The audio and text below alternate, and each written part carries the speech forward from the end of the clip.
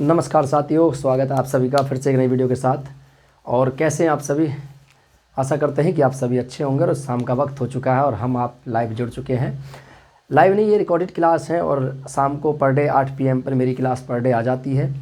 तो जैसा कि आपको पता है कि यूपी पुलिस नज़दीक आ चुका है और 18 तारीख को एग्ज़ाम भी होने वाला है। 18 और 17 तारीख जो डिसाइड की गई हैं 2 डेट, एग्ज़ाम भी आने वाला है। और अभी जीडी का एग्ज़ाम भी आने वाला है, उस पर भी एग्ज़ाम जीडी के भी शुरू हो जाएंगे आपके 20 तारीख से।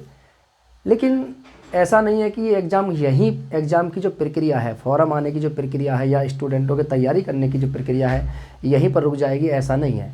आने वाले समय में अभी भी एग्ज़ाम फॉर्म निकलेंगे। और आपको पता है कि जो ईयर वाइज हम हर साल निकलते हैं परीक्षा, जो हर साल निकलती हैं वो हर साल परीक्षा जो निकलती हैं वो आप जानते हैं कि कौन कौन सी परीक्षाएं होती हैं। जैसे एसएससी जो फॉर्मेट होता है, एसएससी का जो फॉर्मेट होता है ये प्रतिवर्ष परीक्षाएं निकालता है और इसमें कम से कम बहुत सारे स्टूडेंट लगते हैं और एसएससी की बहुत अच्छी वैकेंसी भी होती है, नौकरी भी अच्छी होती है यहाँ पर। ठीक है, तो आप इनकी तैयारी कर रहे हो तो वो भी हमारे साथ जुड़ जाइए।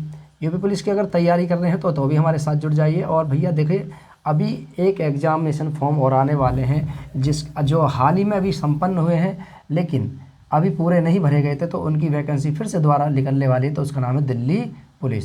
और आप जानते हैं कि दिल्ली पुलिस में अहम रोल होता है किसका? अहम भागीदारी होती है जीएस की। अगर आपकी दिल्ली पुलिस में जीएस ठीक है तो आप सिलेक्शन ले पाओगे, अन्यथा की स्थिति में आप रेस से बाहर हो जाओगे। चलिए, तो आज शुरू करते हैं हम अपने दूसरे चैप्टर को, क्योंकि पहला चैप्टर मैंने ज्योग्राफी का ख़त्म कर दिया है और कंटिन्यूस जो हमारी सीरीज चल रही है ये कंटिन्यूस आती रहेगी। तो आप सभी लोग हमारे साथ जुड़ जाइए और अपनी तैयारी को और बेहतर बनाइए। चाहे आप कोई से भी एग्ज़ाम की तैयारी कर रहे हो, चाहे आप आरओ या एआरओ की तैयारी कर रहे हो जो कल ही एग्ज़ाम हुआ है, ठीक है, और इसके साथ साथ आप चाहे यूपी पीसीएस की तैयारी कर रहे हो तो भी हमारे साथ जुड़ जाइए। ठीक है, क्योंकि जीएस अहम रोल निभाती है और मैं आपको बेसिक से लेकर के पूरी एक अच्छी तरीके से आपको हर एक चीज़ की नॉलेज दूंगा। ठीक है, चलिए देखिए, हमारे आज के जो चैप्टर का नाम है वो है भारत की भू आकृतिक संरचना। भारत की भू आकृतिक संरचना के बारे में बात करूँ तो देखिए, भारत एक विभिन्न स्थलाकृतियों वाला एक विशाल देश है जो विभिन्न स्थलाकृतियों से बना हुआ है, जिसमें विभिन्न प्रकार की स्थलाकृति पाई जाती हैं। तो यहाँ की हम बात करें तो भारत एक विभिन्न स्थलाकृतियों वाला देश है। ठीक है, विशाल देश है जिसमें विभिन्न स्थलाकृति पाई जाती हैं।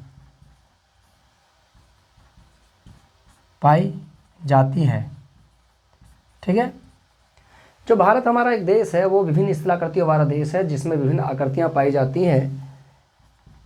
भारत को स्थलाकृति के आधार पर 4 भागों में बांटा गया है। स्थलाकृति के आधार पर 4 भाग हैं, इसके 4 भाग। अब ये 4 भाग कौन से? देखिए, सबसे पहले मैं ऊपर से बात करूं तो देखिए, ये आता है पूरा आपके पर्वतीय क्षेत्र। नंबर फर्स्ट आता है पर्वतीय क्षेत्र।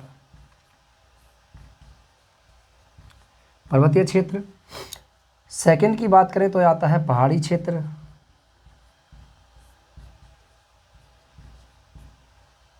तीन की बात करूं तो नंबर 3 पर आता है पठारी क्षेत्र। हम प्रतिशत के आधार पर ले रहे हैं पठारी क्षेत्र। और चौथा जो आता है वो आता है आपके कौन सा? मैदानी क्षेत्र।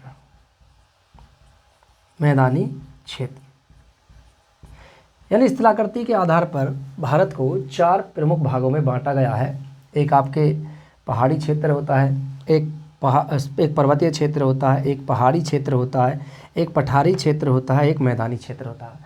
अब इन्हीं में से सब कुछ आ जाते हैं। तो क्योंकि अगर आप सोचोगे कि मैंने यहाँ जो लिख रखा है ये सभी, तो आप कहोगे कि भाई ये पश्चिमी मरुस्थल भी है, उसके बाद दक्कन का पठार है, पश्चिमी तट है, पूर्वी तट है, ये वाले जो क्षेत्र हैं ये कहाँ जाएंगे? देखिए, इस वाले इनकी जो हम बात करेंगे अभी, क्योंकि ये इन्हीं में से आ जाएंगे आपके ये सब चीज़ें, इन्हीं में से ये सब चीज़ें आ जाएगी आपकी। देखिए कैसे, अगर मैं पर्वतीय क्षेत्र की बात करूं तो पर्वतों का विस्तार कितना है संपूर्ण भारत पर, यह क्वेश्चन यहाँ से पूछा जाता है, एक क्वेश्चन पुटअप होता है यहाँ से। पर्वतीय क्षेत्र की मैं बात करूं कि भारत के कितने प्रतिशत भाग पर पर्वतों का विस्तार है, तो वो आपके 10.6%, या हम कह सकते हैं 10.7%, 6 नहीं 7 लगाइए इसको, 10.7% भाग पर, यानी भारत के संपूर्ण क्षेत्रफल के, यानी संपूर्ण क्षेत्रफल 32,87,263 वर्ग किलोमीटर स्क्वायर के क्षेत्रफल में से 10.7% भाग पर किसका विस्तार पाया जाता है, पर्वतों का विस्तार पाया जाता है। वहीं पहाड़ी क्षेत्र की बात करें तो संपूर्ण भारत के यानी 32,87,263 वर्ग किलोमीटर स्क्वायर में से 18.6% भाग पर पहाड़ी विस्तार पाया जाता है। अगर मैं दोनों की ही बात करूं तो लगभग कम से कम 29% भाग पाया जाता है इसमें। कितना? दोनों पहाड़ी और पठारी क्षेत्र, क्योंकि पहाड़ यानी पर्वत जो है वो पहाड़ी क्षेत्र में ही स्थित है। लेकिन खाली अगर हम पर्वतीय क्षेत्र की ही बात करें कि कितने प्रतिशत भाग पर पर्वतों का विस्तार है, तो वो 10.7% है। लेकिन हम पहाड़ी क्षेत्र की बात करें खाली अकेले की, तो वो 18.6% भाग पर है। लेकिन दोनों की ही बात करूं कि दोनों पे कितनी प्रतिशत है, क्योंकि इधर आप देख सकते हैं, कल मैं पूरा पहाड़ी क्षेत्र ही बनाऊंगा, आप टेंशन ना लें, पूरा एकदम दिखाऊंगा आपको अच्छी तरीके से। तो आप देख सकते हैं कि यहाँ पे 18.6% भाग पर क्या है, पहाड़ी क्षेत्र है। पठारी क्षेत्र की बात करें तो देखिए कितना है, ये कल लगभग कम से कम आपके 27.7% भाग पर आपके क्या पाया जाता है, तो 27.7% भाग पर पाया जाता है आपके पठारी क्षेत्र, 7% भाग पर पाया जाता है पठारी क्षेत्र। और मैदानी क्षेत्र की बात करें तो ये होता है 43% भाग पर, लगभग 43% भाग पर, वैसे होता है 43.2% भाग पर। ठीक है, चलिए, तो 43.2% भाग पर पाया जाता है आपके क्या, मैदानी क्षेत्र। तो इस तरीके से मैंने बताया था आपसे कि भारत स्थलाकृति, यानी भारत की जो स्थलाकृति है वो एक विशाल देश है, और स्थलाकृति के आधार पर इसको 4 भागों में बांटा गया है। लेकिन उच्चावच की दृष्टि से भारत को कई भागों में बांटा गया है, और वो उन भागों की बात करें तो मैं यहाँ दिखा सकता हूँ आपको। ठीक है, देखिए उच्चावच के आधार पर भारत को कितने भागों में बांटा गया है, देखिए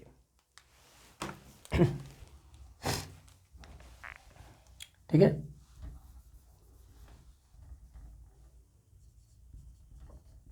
उच्चावच के आधार पर भारत, ठीक है, उच्चावच के आधार पर भारत की बात करें तो देखिए इसमें से कई भाग हैं भारत के, तो देखिए कौन कौन से भाग हैं, देखिए ऊपर एक है भारत का उत्तरी मैदान, ठीक है, उत्तर का पर्वतीय क्षेत्र, एक है उत्तर का पर्वतीय क्षेत्र, ठीक है, दूसरा है उत्तर का विशाल मैदान,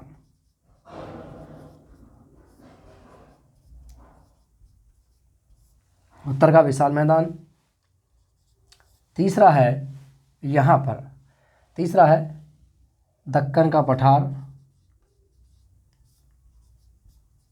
दक्कन का पठार, यानी हाँ भारत का पठारी क्षेत्र, दक्कन का पठार नहीं क्योंकि सब में आ जाएगा, या प्रायद्वीपीय पठार, प्रायद्वीपीय पठार, ठीक है। तीसरे की बात करें तो ये आता है आपके चौथा पश्चिमी तट, ठीक है, यहाँ पर मैं लिख देता हूँ इसको, चलो इसको छोड़िए, तटीय क्षेत्र, तटीय क्षेत्र,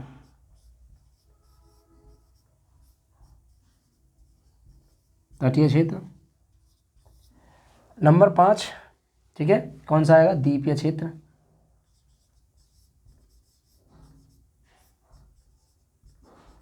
द्वीपीय क्षेत्र।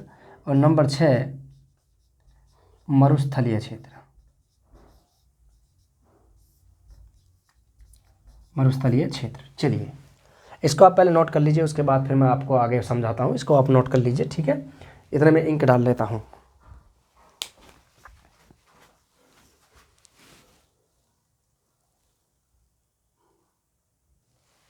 चलिए यहाँ तक हो गया। आगे चलते हैं। देखिए नेक्स्ट, यहाँ तक आपकी समझ में आ गया होगा, एक बार फिर से देख लीजिए। देखिए भारत के संपूर्ण 32,87,263 किलोमीटर स्क्वायर क्षेत्रफल पर लगभग कम से कम पर्वतों का जो विस्तार है वो 10.7% भाग पर है। पहाड़ी क्षेत्र है उसकी बात करें तो 18.6% भाग पर है। यानी ये पठारी क्षेत्र, देखिए ये पूरा जो क्षेत्र दिखाई दे रहा है आपको, ये वाला, ये और इधर भी आप देख सकते हैं, यहाँ पर भी पहाड़ी क्षेत्रों का ही विस्तार है। ऐसा नहीं है कि पहाड़ केवल आपके उत्तर के हिमालय पर्वतमाला में ही पाए जाएंगे, ऐसा नहीं है। इसके साथ साथ संपूर्ण भारत, मैंने बताया था कि संपूर्ण भारत की बात करें तो भारत की स्थलाकृति जो है वो एक जैसी नहीं है, चतुष्कोणीय है। चतुष्कोणीय स्थलाकृति है भारत की, चतुष्कोणीय स्थलाकृति है भारत की। तो इस चतुष्कोणीय स्थलाकृति में कहीं पठार हैं, कहीं पर्वत हैं, कहीं मैदान हैं, ठीक है। तो इस तरीके से भारत की इधर मैंने यहाँ बताया भी है कि उच्चावच के आधार पर इसको 5 भागों में यानी कई भागों में बांटा गया है, जिसमें से उत्तर का पर्वतीय मैदान है, उत्तर का विशाल मैदान है, प्रायद्वीपीय पठार है, तटवर्ती क्षेत्र हैं, द्वीपीय क्षेत्र हैं, ठीक है। उसके साथ साथ मरुस्थलीय क्षेत्र है, ठीक है। चलिए इसी तरीके से पठारी क्षेत्र की बात करें तो 27.7% भाग पर इनका विस्तार है। मैदानी क्षेत्र की बात करें तो 43.3% भाग पर भारत का यानी मैदानों का विस्तार है भारत के संपूर्ण क्षेत्रफल के, ठीक है। चलिए आइए देखते हैं अब इसे।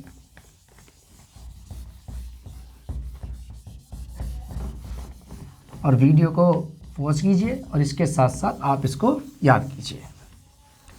मैं गारंटी के साथ कहता हूं कि एक बार में ही आपके सब कुछ याद हो जाएगा। देखिए ठीक है, ये 4.56% था, 4.56% ये आपके मरुस्थल है, ठीक है। देखिए ये मरुस्थल, ये वाला भाग जो है ये पूरा मरुस्थल है, ठीक है। देखिए तो मैंने बात करी थी भारत के, ठीक है, उत्तर का पर्वतीय क्षेत्र, में इसको ही दे देता हूँ उत्तर का पर्वतीय क्षेत्र। नंबर फर्स्ट, उत्तर का पर्वतीय क्षेत्र। उत्तर के पर्वतीय क्षेत्र की बात करें तो सामान्यतः उत्तर में आप देख सकते हैं यहाँ पर ये जो विस्तार है पूरा आप देख सकते हैं ये हिमालय का। तो उत्तर का पर्वतीय क्षेत्र, इसको 4 भागों में बांटा गया है। तो उत्तर का जो पर्वतीय क्षेत्र है इसमें एक पर्वतमाला है जिसका नाम है हिमालय पर्वतमाला। क्या है? हिमालय पर्वत। भारत के उत्तर में हिमालय पर्वतमाला का विस्तार है, जिसमें से हिमालय पर्वतमाला को भी 4 भागों में बांटा गया है। कौन कौन से 4 भाग? नंबर फर्स्ट, एक आता है ट्रांस हिमालय, एक आता है ट्रांस हिमालय, ट्रांस हिमालय, ठीक है, इसे ट्रांस हिमालय कहते हैं। नंबर सेकंड आता है, इसे बोलते हैं महान हिमालय या ग्रेट हिमालय। नंबर थर्ड आता है, इसमें अभी दिखाऊंगा मैं, यहाँ पे बताऊंगा अभी इसको। नंबर थर्ड आता है महान हिमालय, ट्रांस हिमालय, महान हिमालय, ठीक है, मध्य हिमालय या लघु हिमालय भी कहते हैं, मध्य हिमालय या लघु हिमालय भी कहते हैं। और नंबर 4 पर जो आता है उसे कहते हैं हम शिवालिक हिमालय, शिवालिक हिमालय, ठीक है। वह ज्योग्राफी की जो सीरीज है आपके वो इन्हीं मैपिंग के माध्यम से समझ में आएगी। देखिए मैं यहाँ दिखा देता हूँ इन चारों को। ये हमारा प्यारा भारत है, आप देख सकते हैं। इधर आप मैप बना देता हूँ मैं, इधर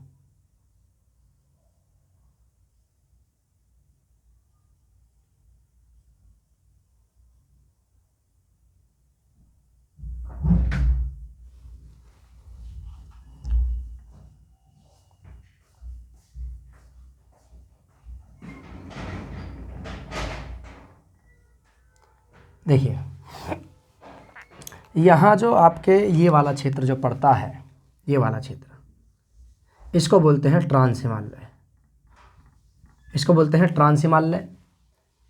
एक इस तरीके से एक लंबी श्रृंखला जा रही है इधर की ओर, इसे बोलते हैं महान, महान हिमालय, ठीक है, इन्हें मैं कल आपको भी और अच्छी तरीके बेहतर तरीके विस्तार से समझाऊंगा। इसके बाद है कि यहाँ पर पड़ता है, इसको बोलते हैं मध्य हिमालय। ज़्यादा विस्तार है नहीं इसका, मध्य हिमालय, मध्य हिमालय। और एक और आता है, इसको बोलते हैं यहाँ पे शिवालिक हिमालय। ये वाला जो चाहता है, ये एक शिवालिक हिमालय है, इसको बोलते हैं शिवालिक हिमालय, शिवालिक हिमालय।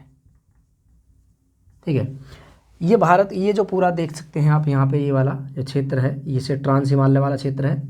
और ये यहाँ तक भी जाता है, कैलाश पर्वत तक भी ट्रांस हिमालय का ही विस्तार है। कैलाश पर्वत ट्रांस हिमालय में ही पड़ता है।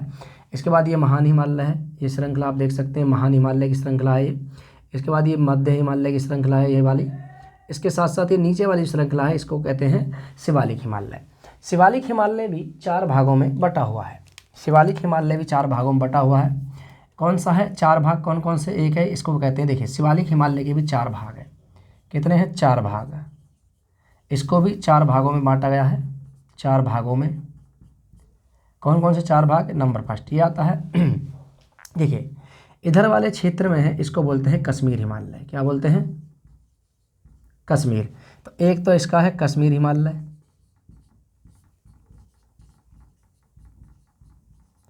कश्मीर हिमालय।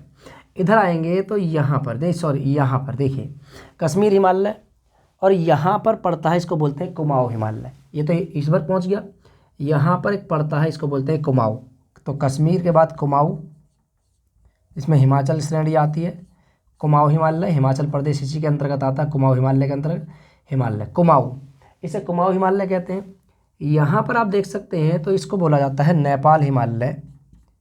क्या बोला जाता है? नेपाल हिमालय, नेपाल हिमालय।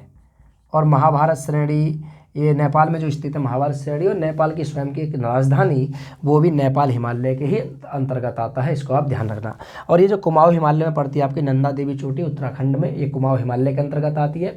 ये कई बार एग्जाम में क्वेश्चन पूछा गया है कि जो नंदा देवी चोटी है उत्तराखंड की, ये किस हिमालय के अंतर्गत आती है? तो आप सभी लोग वहाँ पर देखिए, आती तो शिवालिक हिमालय के अंतर्गत, शिवालिक हिमालय के अंतर्गत आती है। लेकिन इस शिवालिक हिमालय में भी इसके 4 भाग हैं। एक आपके पड़ता है इधर वाला, इसको बोलते हैं कश्मीर हिमालय।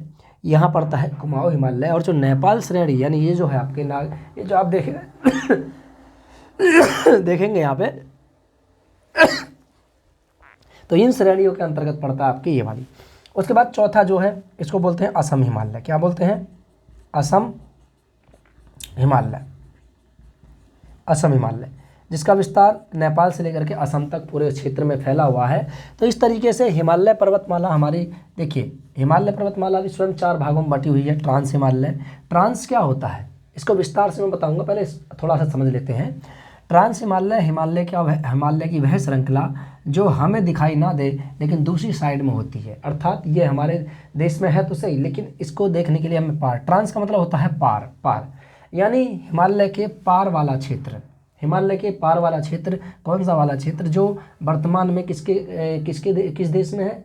चीन में है। इस क्षेत्र को कहा जाता है ट्रांस हिमालय। मैं एग्जांपल के तौर पे आपको समझा देता हूं। जैसे ये मेरे पास डस्टर है, आप देख रहे हैं डस्टर, यहाँ पे डस्टर का ये फ्रंट वाला भाग आपको यहाँ पे दिखाई दे रहा है, लेकिन इसके आपको पीछे का देखने के लिए आपको क्या करना पड़ेगा? पार जाना पड़ेगा। तो डस्टर का ये फ्रंट वाला भाग, इसको छोड़ करके जो पीछे वाला भाग है, इसी भाग को कहते हैं हम ट्रांस हिमालय। इस वाले क्षेत्र को यानी पीछे वाले भाग को कहते हैं ट्रांस हिमालय। और ट्रांस हिमालय में बहुत ऊंची ऊंची चोटियां हैं। आपके मैं सबसे पहले एग्जांपल दूं तो ठीक है, गॉडविन ऑस्टिन K2, ठीक है, 8611 मीटर इसकी ऊंचाई है, तो याद रखना।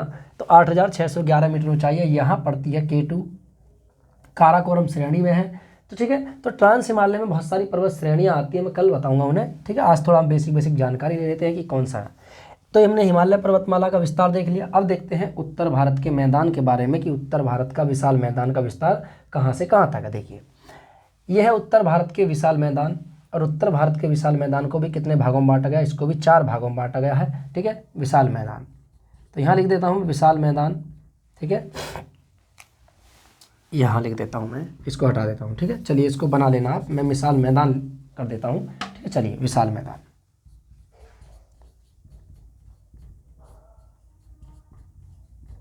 विशाल मैदान। ठीक है, उत्तर का विशाल मैदान की बात करें तो इसको भी कितने भागों में बांटा गया, 4 में। एक है आपके भावर प्रदेश, एक है आपके खादर प्रदेश, एक है आपके तराई प्रदेश, एक है आपके बांगर प्रदेश। तो भावर है, बांगर है, खादर है, तराई क्षेत्र है। तो उत्तर के विशाल मैदान को, यानी ये जो विशाल मैदान है जिसमें मैदानी क्षेत्र पाया जाता है, मैदानी विस्तार की बात करें, ठीक है, तो ये जो पाया जाता है इसमें भी इसके 4 भाग हैं। कौन सा, देखिए, एक है भावर क्षेत्र, एक है भावर क्षेत्र, और भावर क्षेत्र में ही 2 भाग हैं इसके। एक कौन सा है, खादर वाला क्षेत्र, एक है आपके बांगर वाला क्षेत्र, लेकिन इनको हम अलग अलग करेंगे।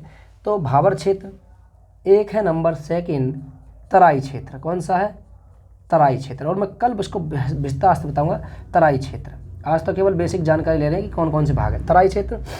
तीसरा है बांगर, बांगर, और चौथा जो है इसमें है उसे बोलते हैं हम खादर, ठीक है, खादर। और बांगर और खादर क्या होता है, ये भावर के अंतर्गत ही आते हैं। तो बांगर और खादर क्या होता है, देखिए, बांगर एक उपजाऊ जलोढ़ मिट्टी होती है। जलोढ़ मिट्टी का ही विस्तार भारत के संपूर्ण क्षेत्रफल पर 43% भाग पर पाया जाता है। देखिए, बांगर एक जलोढ़ उपजाऊ मिट्टी होती है, लेकिन ये कौन सी वाली मिट्टी होती है, क्या वो मिट्टी होती है जो नदियों के द्वारा लाई जाती है वो वाली, या 1 साल बाद, यानी जो पहले से आई हुई है और उसके स्थान पर जो नई आई है, क्या उसे कहते हैं। देखिए, होता क्या है कि नदियों में बाढ़ आती हैं, और नदियों में बाढ़ आती है तो नदियाँ अपने साथ गाद मिट्टी और अनेक पोषक तत्व लेकर के चलती हैं। जल के साथ, बहाव के साथ अनेक प्रकार की गाद मिट्टी लेकर चलती हैं। तो नदियाँ अपने जल के साथ जो गाद मिट्टी लेकर के आती हैं, इन मिट्टियों को मैदानी क्षेत्रों में छोड़ देती हैं, और इस प्रकार से जो युक्त मिट्टी होती है, इस प्रकार की बनी मिट्टी को कहते हैं खादर मिट्टी। खादर नदियों के द्वारा बहाकर लाई गई मृदा को खादर कहा जाता है। इनमें पोषक तत्वों की मात्रा होती है, मिट्टी उपजाऊ के लिए अच्छी होती है ये, ठीक है। यानी खाद लेकर आती है तो खादर आप समझ सकते हैं। तो इसको बोलते हैं नवीन जलोढ़ मिट्टी। क्या बोलते हैं, इसे नवीन जलोढ़ भी कहा जाता है, नवीन जलोढ़ मिट्टी भी इसे कहा जाता है। और जो 1 साल, यानी इस जो पिछली साल या नेक्स्ट ईयर जो बहा करके लाई गई थी, जो अब इस समय, अब तो ये आई है, लेकिन इससे पहले भी तो खादर ही आपके चेंज होती है बांगर में। जब ये पुरानी हो जाती है, यानी पुरानी खादर भी इसे कह सकते हैं बांगर को।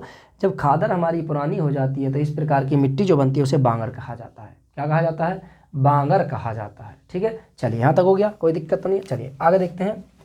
अब देखते हैं पठारी क्षेत्र को, यानी पठारी क्षेत्र को। प्रायद्वीप या पठार कौन कौन सा होता है, आपने यहाँ तक कर लिया नोट, कोई दिक्कत तो नहीं है। चलिए इसको नोट कर लीजिए, चाहे स्क्रीनशॉट ले लीजिए इसका।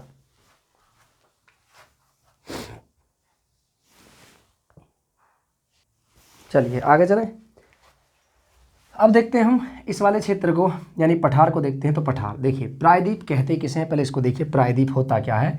और यहाँ पे एक शब्द आया है प्रायद्वीप या पठार। प्रायद्वीप या होता क्या, देखिए, प्रायद्वीप, हम पहले प्रायद्वीप को समझ लेते हैं, उसके बाद देखेंगे प्रायद्वीप। प्रायद्वीप एक ऐसा क्षेत्र जो 3 ओर से जल से घिरा होता है, उसे प्रायद्वीप कहा जाता है। तो भारत का ऐसा कौन सा क्षेत्र है 3 ओर से जल से घिरा होता है, देखिए यहाँ से, ये है भारत हमारा, और इस तरीके से ये वाला जो क्षेत्र है ये प्रायद्वीपीय क्षेत्र है। क्या है ये, प्रायद्वीपीय है, प्रायद्वीपीय क्षेत्र। क्यों, क्योंकि इधर वाले भाग में आप देखेंगे तो यहाँ पड़ता है आपके, ये वाली जो क्षेत्र है, ये वाला स्थल है जो, ये इसका इधर क्या है, इधर बंगाल की खाड़ी है, बंगाल की खाड़ी। इधर क्या है, इधर आपके अरब सागर है, और ये क्या है, हिंद महासागर। सभी 5 महासागरों में से सबसे छोटा महासागर है हिंद महासागर। तो हिंद महासागर, यहाँ मैंने वहाँ नहीं लिखा है, हिंद महासागर। तो हिंद महासागर है यहाँ पर स्थित। 5 महासागर हैं, आपको 7 महाद्वीप हैं, और इन 5 महासागरों में से सबसे बड़ा महासागर प्रशांत महासागर है, और सबसे छोटा महासागर हिंद महासागर है। इसको आप ध्यान रख लेना। तो ये जो पूरी स्थलाकृति आप देख रहे हैं, ये जो घिरा हुआ है, इसी को बोलते हैं प्रायद्वीपीय क्षेत्र। तो इसी में हम देखेंगे कि कितने पठार हैं, कितने पर्वत हैं, यानी कितने पठारी विस्तार हैं यहाँ पर। तो मैंने बताया था कि इस भारत के संपूर्ण यानी 27.7% भाग पर पठारों का विस्तार है। अब इन पठारों में से कौन कौन से पठार हैं इनकी बात करें तो देखिए, सबसे पहले आप उत्तर से चलेंगे तो यहाँ पे पड़ता है, इसका नाम है मालवा का पठार। ये क्या है? मालवा का पठार। मालवा का पठार है, मैंने यहाँ बना दिया इसलिए पहले यहाँ पे मालवा का पठार है। मालवा के पठार के जस्ट कहाँ, इधर उत्तर पूर्व में एक पठार पड़ता है, इसका नाम है बुंदेलखंड का पठार। मालवा के पठार में इधर पड़ता है आपके बुंदेलखंड का पठार। ये आपके किससे लगा हो? उत्तर प्रदेश से, उत्तर प्रदेश वाले क्षेत्र में बुंदेलखंड का पठार। इसके साथ साथ यहाँ पे नीचे लगा हुआ है, इसका नाम है बघेलखंड का पठार। इसी के साथ साथ यहाँ पे पड़ता है आपके छोटा नागपुर के पठार। और खनिज संसाधन की दृष्टि से, खनिज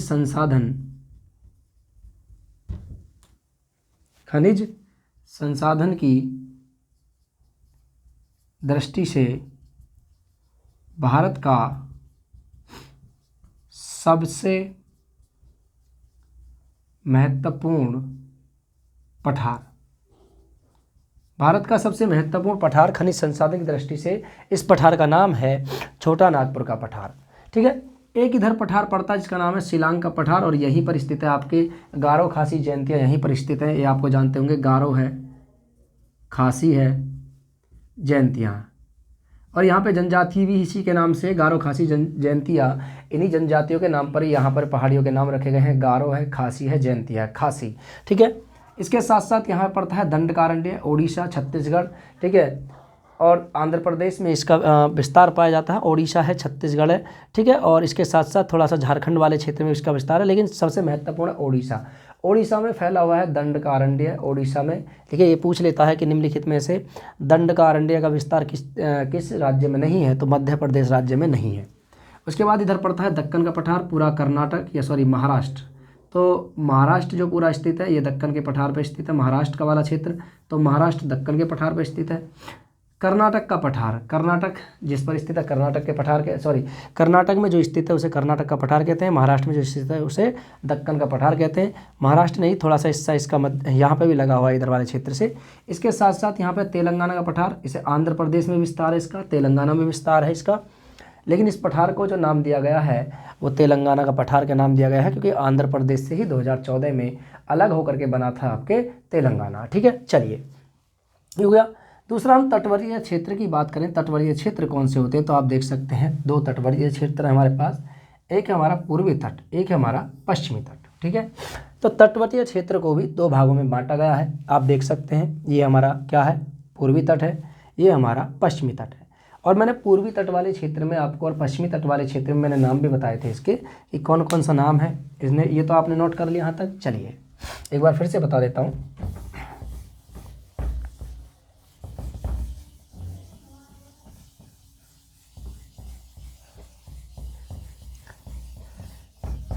ठीक है।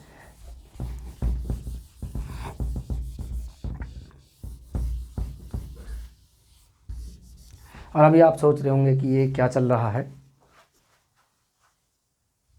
चलिए चले। तो यहाँ पर मैंने बात करी थी इधर वाले जो तट हैं, ये वाले,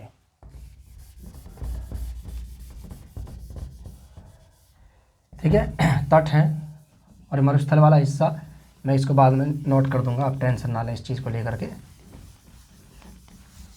देखिए मैंने बताया था यहाँ पे ये क्या है, ये यहाँ से यहाँ तक कच्छ का तट है। ये क्या है? कच्छ का तट। ठीक है, ये मैंने बताया था कच्छ का तट है ये। इसी के साथ साथ यहाँ पे बताया था मैंने काठियावाड़ का तट है ये, काठियावाड़ का तट। ठीक है, यहाँ पे मैंने बताया था आपके कौन सा तट है ये। ठीक है, ये कोंकण का तट है, कोंकण का तट। ये मैंने बताया था कनारा तट, कनारा तट। ये मैंने बताया था मालाबार, मालाबार। ये मैंने बताया था यहाँ से यहाँ तक कोरोमंडल, कोरोमंडल का तट। इसके बाद मैंने यहाँ तक बताया था उत्तरी सरकार, उत्तरी सरकार। इसके बताया था मैंने उत्कल यानी उत्कल का तट, उत्कल का तट। और इधर बताया था मैंने वेंगी, वेंगी का तट, वेंगी का तट। ये आपसे मैं इसलिए कर रहा हूँ, इसे क्यों इसलिए बता रहा हूँ क्योंकि देखिए आपसे पूछ लिया जाए कि भाई ये कौन सा क्षेत्र है, ये पूछ लिया जाए। ठीक है, तो देखिए ये वाले क्षेत्र की बात करें, ये यहाँ तक केरल पूरा पूरा क्षेत्र, यहाँ तक मालाबार का तट कहते हैं इसे, मालाबार का तट। क्योंकि ये जो पूरा क्षेत्र है, ये जो पूरा क्षेत्र है ये किसमें है, पश्चिमी तट में स्थित है। तो आपके पश्चिमी तट, ये पूरा जो नाम है पश्चिमी तट का, तो यहाँ से ये पूछ सकता है कि पश्चिमी तट के अंतर्गत आने वाले कौन कौन से तट हैं, क्योंकि इन्हीं तटों को हम पढ़ेंगे और इन्हीं तटों में कौन कौन सी श्रेणियाँ स्थित है, कौन कौन सी पहाड़ी पर्वत श्रेणी स्थित है। ठीक है, जैसे यहाँ पे कौन सी स्थित है, इसके बाद यहाँ कौन सी सबसे ऊंची कौन सी है, ये किसके अंतर्गत आती है। इसी के साथ साथ ये कोरोमंडल का तट और ये किसके अंतर्गत आते हैं, सभी के सभी ये आते हैं पूर्वी तट के अंतर्गत। तो ये पूर्वी तट के अंतर्गत आते हैं, पूर्वी तट के अंतर्गत। ठीक है, ये तो ये पूर्वी तट के अंतर्गत आते हैं बैंगी का तट, उत्कल तट, उत्तरी सरकार, कोरोमंडल का तट। और पश्चिमी तट के अंतर्गत आते हैं कच्छ का तट, काठियावाड़ का तट, कोंकण तट, कानारा तट, मालाबार का तट। ठीक है, ये सब इसके अंतर्गत आते हैं, तटों के अंतर्गत। तो तटों के भी कई भाग होते हैं। वैसे तटीय क्षेत्र को हम दो भागों में बांटते हैं, एक है आपके पूर्वी, ये वाला पूर्वी, और एक है आपके पश्चिमी। दो प्रकार के तट होते हैं। ठीक है, ध्यान रखना। अब बात करते हैं हम कौन से क्षेत्र की, अब बात करते हैं हम इसके कौन से क्षेत्र की, यानी जो द्वीपीय क्षेत्र है, द्वीपीय क्षेत्र। तो भारत का द्वीपीय क्षेत्र,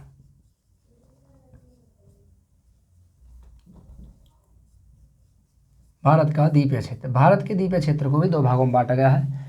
एक है अंडमान एवं निकोबार द्वीप समूह। ठीक है, कहाँ पड़ता है, यहाँ।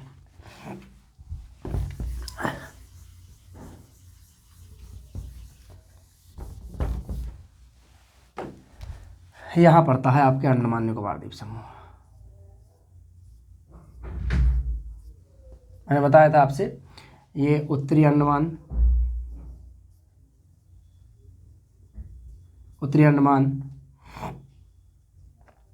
मध्य, दक्षिणी, लिटिल, कार निकोबार, ग्रेट निकोबार। इन सभी के सम्मिलित रूप को बोला जाता है अंडमान निकोबार द्वीप समूह, अंडमान निकोबार द्वीप समूह। इसी तरीके से हम इधर की बात करें तो यहाँ पर, ये तो अंडमान हो गया। अब के दूसरा की कौन से की बात करेंगे, दूसरा हो गया लक्षद्वीप, लक्षद्वीप समूह, लक्षद्वीप समूह। ठीक है, लक्षद्वीप समूह, इधर है हमारा लक्षद्वीप, ये हमारा लक्षद्वीप। तो दूसरा कौन सा द्वीपीय क्षेत्र की बात करें तो वो हमारा लक्षद्वीप, ये हमारा लक्षद्वीप है।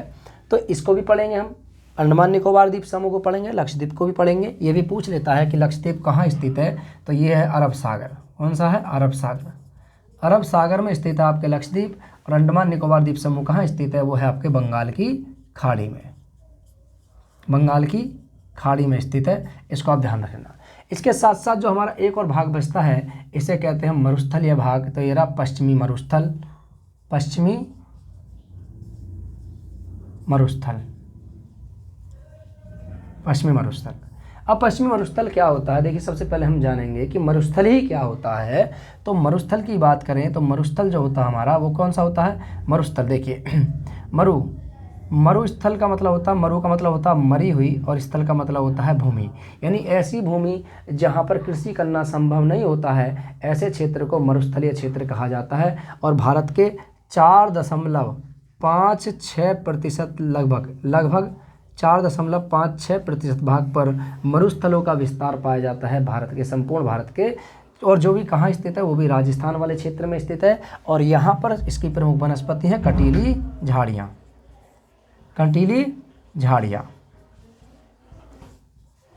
झाड़ियाँ इसकी प्रमुख वनस्पतियाँ हैं। ठीक है, पानी की बहुत कम मात्रा होती है, मतलब पानी की बहुत यहाँ पर वर्षा जो होती है बहुत कम मात्रा में होती है। यानी कहने का मतलब है कि 15 सेंटीमीटर से भी कम वर्षा होना, यानी 15 mm से कम वर्षा होना तो ये क्या कहलाता है, मरुस्थली कहलाता है यहाँ पर, ठीक है, ध्यान रखना। मरुस्थलीय भाग यानी मरी हुई भूमि जिसमें वनस्पति और पेड़ पौधों का अभाव होता है, केवल कटीली झाड़ियाँ पाई जाती हैं। निवेश झाड़ियाँ जो कटीली होती हैं, जो कांटेदार झाड़ियाँ होती हैं, जैसे कैक्टस हो गया, नागफनी हो गया, नागफनी हो गया, ठीक है, इसके साथ साथ बबूल हो गया, बेर के पेड़ हो गए, ये सभी के सभी कटीली झाड़ियाँ पाई जाती हैं मरुस्थलीय वाले क्षेत्र में, ठीक है, ध्यान रखना। चलिए, तो आज की क्लास को हम यहीं रोकेंगे। आई होप कि आज आपको क्लास बहुत अच्छी लगी होगी।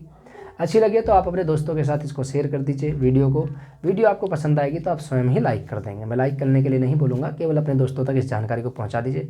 हो सकता है आपको पसंद ना आ रही हो, आपके दोस्तों को पसंद आ जाए, तो वीडियो को शेयर कीजिए। कीप सपोर्ट, ठीक है। चलिए, इसी तरीके से आपको आगे कंटिन्यू सीरीज मिलती रहेगी, ज्योग्राफी जब तक हम कंप्लीट ना कर दें, और लॉन्ग वीडियो ही आपको बनाएंगे अब हम, ठीक है। चलिए, तो आज की क्लास को हम यहीं रोकेंगे, फिर मुलाकात होगी आपसे नेक्स्ट क्लास में। तब तक के लिए हमें आज्ञा दीजिए। नमस्कार, जय हिंद, और सभी के लिए जय भारत, नमस्ते, और बेस्ट ऑफ लक सभी के लिए एग्जाम के लिए जो अभी चल रहे हैं, ठीक है। चलिए।